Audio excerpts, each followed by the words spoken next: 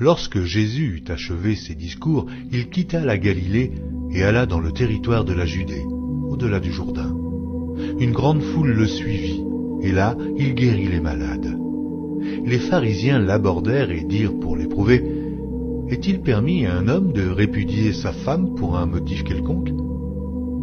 Il répondit, « N'avez-vous pas lu que le Créateur, au commencement, fit l'homme et la femme, et qu'il dit, « C'est pourquoi l'homme quittera son père et sa mère et s'attachera à sa femme, et les deux deviendront une seule chair. Ainsi ils ne sont plus deux, mais ils sont une seule chair.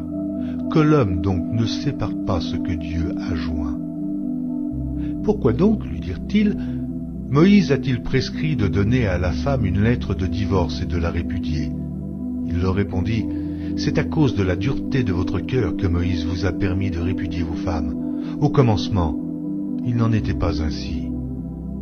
Mais je vous dis que celui qui répudie sa femme, sauf pour infidélité, et qui en épouse une autre, commet un adultère.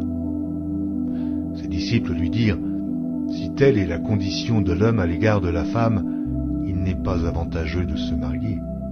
Il leur répondit, tous ne comprennent pas cette parole, mais seulement ceux à qui cela est donné. Car il y a des eunuques qui le sont dès le ventre de leur mère. Il y en a qui le sont devenus par les hommes. Et il y en a qui se sont rendus tels eux-mêmes à cause du royaume des cieux. Que celui qui peut comprendre, comprenne. Alors on lui amena des petits-enfants, afin qu'il leur imposât les mains et pria pour eux. Mais les disciples les repoussèrent. Et Jésus dit, laissez les petits-enfants, et ne les empêchez pas de venir à moi, car le royaume des cieux est pour ceux qui leur ressemblent.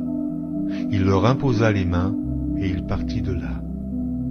Et voici, un homme s'approcha et dit à Jésus, Maître, que dois-je faire de bon pour avoir la vie éternelle? Il lui répondit, pourquoi m'interroges-tu sur ce qui est bon? Un seul est le bon.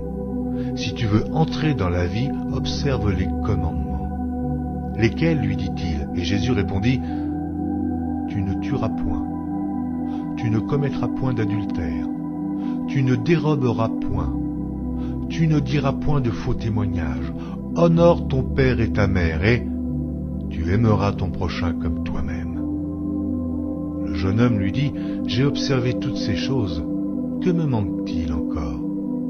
Jésus lui dit, si tu veux être parfait, va, vends ce que tu possèdes, donne-le aux pauvres, et tu auras un trésor dans le ciel. Puis, viens et suis-moi. Après avoir entendu ces paroles, le jeune homme s'en alla tout triste, car il avait de grands biens. Jésus dit à ses disciples, je vous le dis en vérité, un riche entrera difficilement dans le royaume des cieux. Je vous le dis encore, il est plus facile à un chameau de passer par le trou d'une aiguille qu'à un riche d'entrer dans le royaume de Dieu. Les disciples ayant entendu cela furent très étonnés et dirent, qui peut donc être sauvé? Jésus les regarda et leur dit, aux hommes cela est impossible, mais à Dieu tout est possible. Pierre, prenant la parole, lui dit, voici, nous avons tout quitté et nous t'avons suivi. Qu'en sera-t-il pour nous? Jésus leur répondit, je vous le dis en vérité, quand le Fils de l'homme, au renouvellement de toutes choses, sera assis sur le trône de sa gloire, vous qui m'avez suivi, vous serez de même assis sur 12 trônes, et vous jugerez les 12 tribus d'Israël. Et quiconque aura quitté à cause de mon nom ses frères, ou ses sœurs, ou son père, ou sa mère, ou sa femme, ou ses enfants, ou ses terres, ou ses maisons, recevra le centuple, et héritera la vie éternelle. Plusieurs des premiers seront les derniers, et plusieurs des derniers seront les premiers.